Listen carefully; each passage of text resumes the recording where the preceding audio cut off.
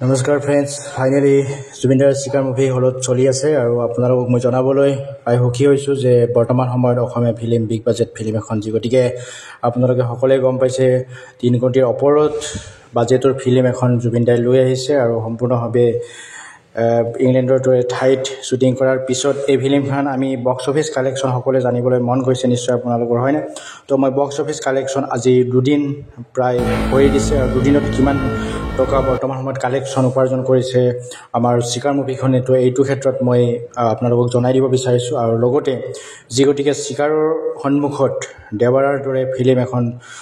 আহি আছে, চ' এইটো ক্ষেত্ৰত কিমান ছাকচেছফুল আমি নিশ্চয় অসমীয়া ফিল্ম জগতক কৰিব পাৰিম, এই ক্ষেত্ৰত খুবেই গুৰুত্বপূৰ্ণ কথা হৈ পৰিছে বৰ্তমান সময়ত। চ' এইটো সময়ত বক্স অফিচ কালেকশ্যন মই জনাই দিব বিচাৰিছোঁ আপোনালোক। জুবিনদাৰ আজি দুদিনৰ সম্পূৰ্ণ খোজ দিয়াৰ লগে লগে আমি জানিব পোৱা হৈছে তথ্য অনুসৰি বৰ্তমান 1 crore প্লাছ কালেকশ্যন হ'ব দেখিবলৈ পোৱা গৈছে আৰু বৰ্তমান হাউচফুল গোটেইকেইটা চিনেমা হলতে